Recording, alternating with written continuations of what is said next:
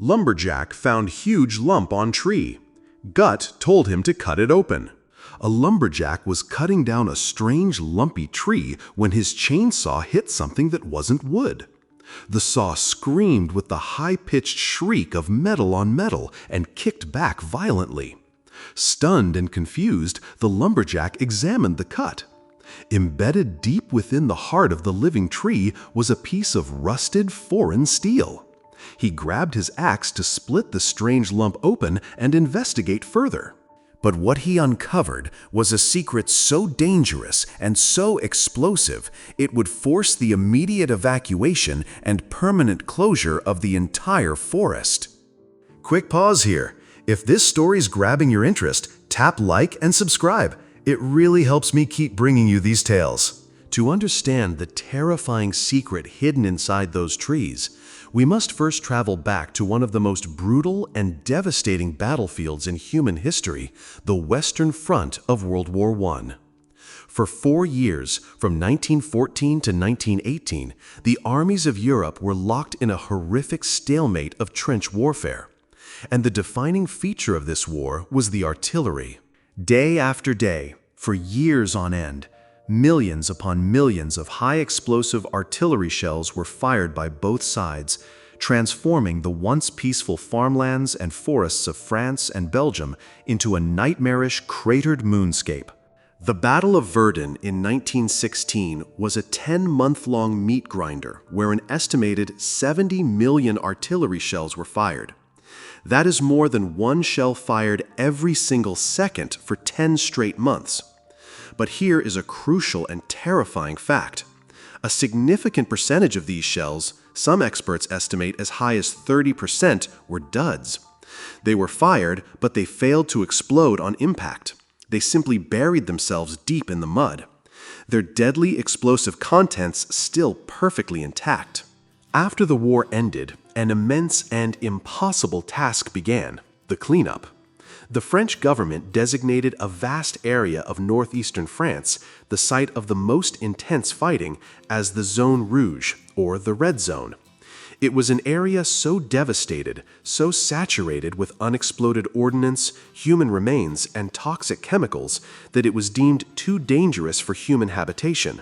For the last 100 years, a special department of the French government has been engaged in a never-ending process known as the récolte de fer, or the iron harvest. Every year, as farmers in the region plow their fields, they unearth tons of this deadly historical debris: rusted artillery shells, corroded grenades, and unexploded mortar rounds. While the fields were slowly and painstakingly cleared, the vast forests of the region were a different story. The trees that survived the war, and the new ones that began to grow in the decades that followed, became silent witnesses to the conflict, and they began to interact with the iron harvest in a unique and insidious way. A tree does not grow like a human, pushing upwards from its base. It grows outwards and upwards from its tips. The tree's trunk will slowly and patiently grow around the object, its bark and wood engulfing it year after year, decade after decade, until the object is completely swallowed, hidden deep within the heart of the tree. A soldier's rifle leaned against a tree in 1917 would, by the 21st century, be a solid metal secret entombed in the center of a massive, mature oak. This is the natural process that turned a quiet French forest into a living minefield. Our story's protagonist, a man we'll call Hank, is a modern-day lumberjack. He is not a historian or a soldier. He is a professional who knows wood. He understands the grain, the weight, and the feel of a healthy tree. In the spring of 2024, his company was tasked with logging a remote state-on section of forest in a region known for its WW1 history. As he and his partner began to survey the area, Hank felt a growing sense of unease. The trees here were different. Many of the large, mature beeches and oaks were disfigured, their trunks bearing strange, unnatural, bulbous lumps. They looked like tumors, woody growths that protruded from the bark. He had never seen anything like it on such a widespread scale. It wasn't just one or two trees, it was the entire forest. Driven by a mixture of professional curiosity and a concern that the trees might be diseased, they decided to fell one of the most deformed-looking specimens to investigate. Hank revved his powerful chainsaw and began to make the first cut. Immediately, he knew something was wrong. The wood felt unusually dense, and the saw blade began to struggle, kicking back with a dangerous amount of force. He had to fight the saw to keep it from binding. After a long and difficult cut, the massive tree finally began to groan and crashed to the forest floor. Hank and his partner approached the fallen giant and examined one of the large, strange lumps. He took his heavy felling axe and, with a powerful swing, he brought it down on the center of the lump. And then it stopped dead with a sickening, high-pitched clang of metal on metal. The impact sent a painful vibration up the handle and into Hank's arms. He stared at his axe, which was now wedged tightly in the lump.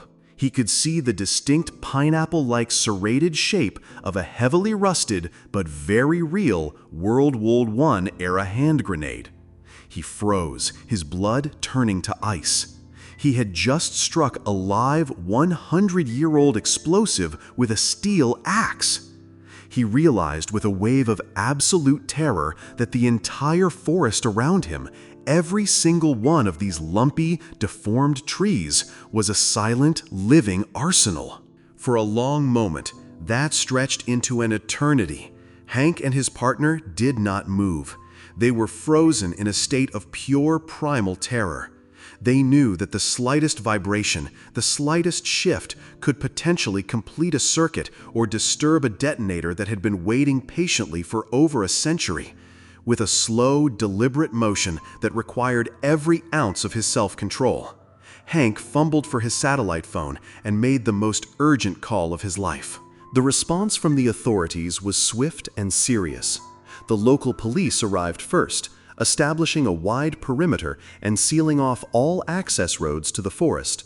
But they were soon joined by a highly specialized unit, a team that is a constant and necessary presence in this part of France, the Department of Demining. These are the modern-day soldiers still fighting the First World War. For over a century, these brave EOD experts have been tasked with the never-ending iron harvest, the recovery and disposal of the estimated hundreds of millions of unexploded shells and bombs that still litter the former battlefields. They are intimately familiar with the dangers of century-old munitions.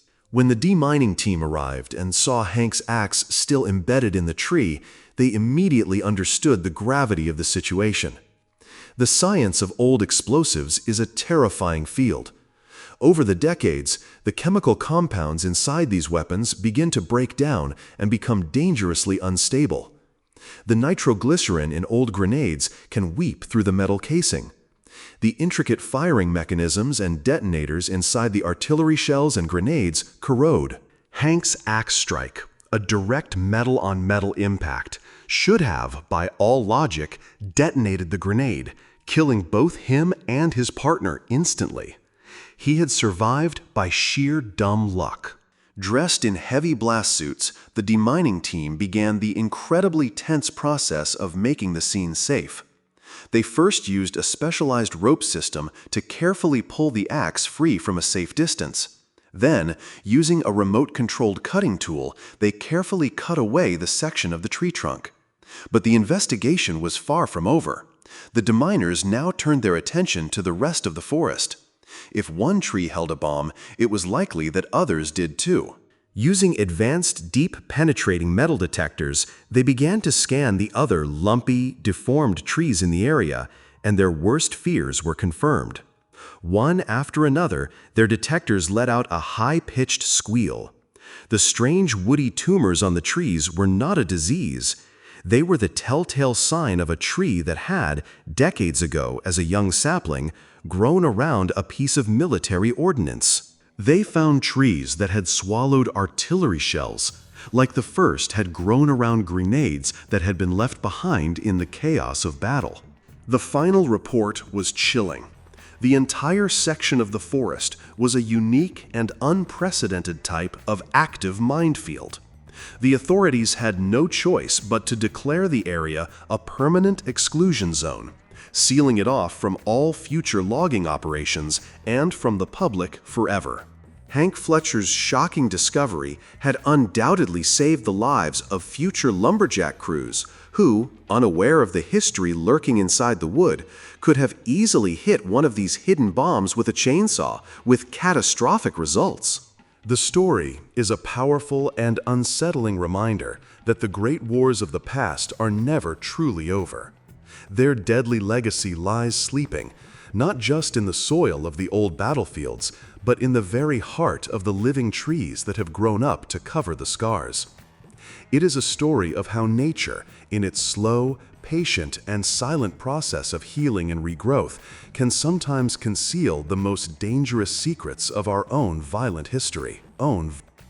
Thank you for treading this trail of tales till we travel together again on another adventure.